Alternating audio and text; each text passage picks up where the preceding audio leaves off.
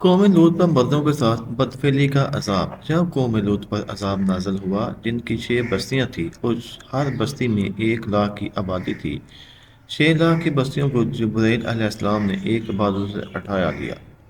उनके 600 बाजू हैं, लेकिन जहां उन्होंने एक बाजू इस्तेमाल किया, मुफस्सिरीन लिखते हैं कि 6 लाख की बस्ती को एक बाजू से उठाकर आसमान के इतने करीब ले गए कि आसमान के फरिश्तों ने इस बस्ती के मुर्गों और गधों की आवाज़ें सुनी।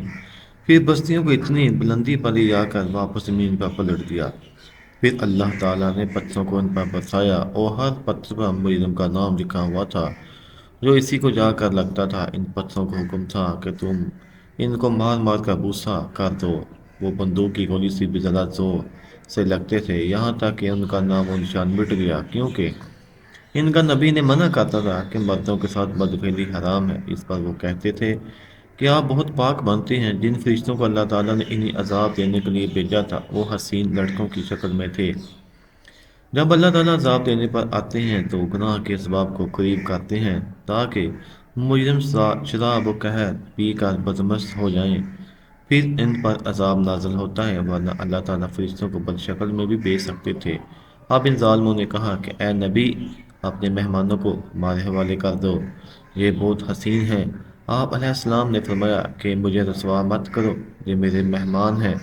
फरिश्तों ने कहा कि आप डरते क्यों हैं? हम इनको भूसा बनाने के लिए आए हैं।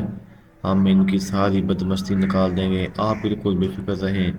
इन पर जो बदमस्ती चढ़ी हुई है, हम इन पर अजाब नाज़िल करेंगे, हम कि इनके जिस्म के पुर्जे पुर्जे हो जाएंगे, लेकिन आप इस सज़ा को ना देख सकेंगे। आप पहले ही यहाँ से निकल जाएं।